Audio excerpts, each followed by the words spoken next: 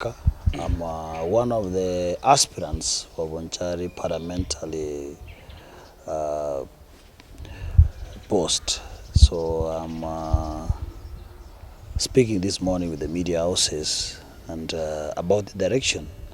I think the direction is ongoing well, and but we have a lot of challenges as we speak because reaching people, it has become so hard, and we have to reuse our resources.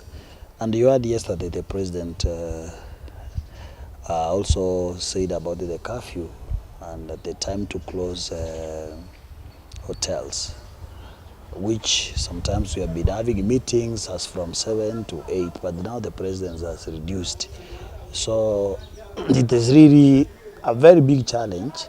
But the retro we have pushed is that we have reached our people. And so far, like my team, we have managed to reach around 65% coverage of the people, of 52,000 of the registered voters in the constituency. So we are again working on the final touches in the next 2 weeks.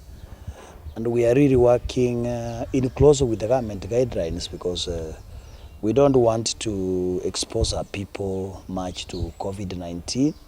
And you know the elderlies are at home at now. We don't want to expose them. So sometimes we have to work with our masks and also an extra mask. So before we always address them, we give them masks and we give them sanitizers in our cars. So that that's our first priority because we don't want to lead people who are dead. So we want also our people, our life comes first before politics. There are fears from a number of candidates that the process may not be fair and free and fair. On your side, is it the case? What I can say about the free and fair election, we have challenged the IBC because when I said last week in one of the media houses that there is a very high rigging plans that is underway, which we are working closely with the IBC. We are waiting the IBC to give us the reports, and the people is interested for the job. And one of the guy was telling me that so long as someone is a Kenyan, he has a right to come and be a presiding officer or a clerk, which is okay. But also you must consider the village are vast, because if you see this constituency, one of the poorest, why do you hire people where we are very peaceful, young people can be the presiding officers and give them priorities? But hiring people from outside coming to preside over a very mean election like this is a plan for leaguing. So we are waiting to see the list for the IBC, and from there we can be able to challenge it with other avenues of the government. We can go to court to challenge them because others are supporters of political parties. They are wearing badges, they are wearing capes, they are online campaigning. Then the same man is the one you are getting in the turning center who is saying that I'm the presiding officer. Which confidence that do we have with the IBC? So I think that's a must. It's not something that we are going to negotiate with the commission. If they are not going to work on the qualification of a person, and then we as the people, we take it over using our own powers. Yes. We have seen chaotic elections. So those kind of goonism, because time for those kind of arrogancy, intimidations has been passed by time. It is high time that people should give a break to Boncharians to make a decision and they choose the leader whom they want.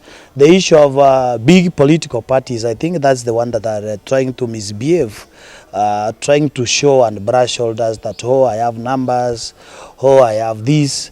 I think it is time that the big political parties will give people of Bonchari to elect the person whom they want.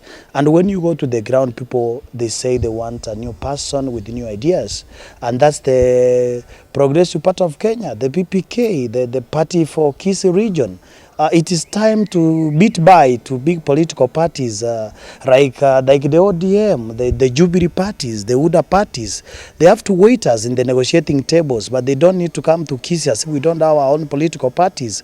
Those are the people who are putting violence, because last week you saw the violence in one of the fundraising where the father was trying to calm them down, the big political parties, and the father, I think sometimes father cursed them.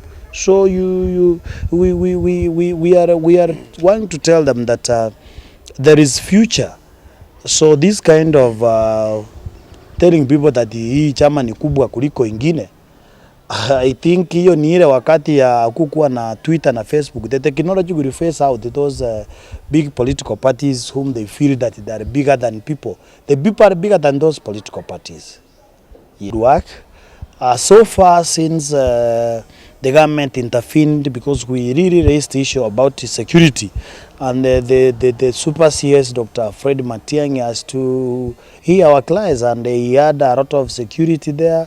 I think of late there is nothing like hooliganism. We are really having a lot of peaceful in our campaigns.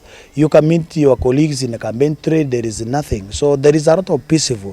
Whoever is saying that the police are not doing their work, I think is a person who is feeling about the whole system of work, which has been overtaken.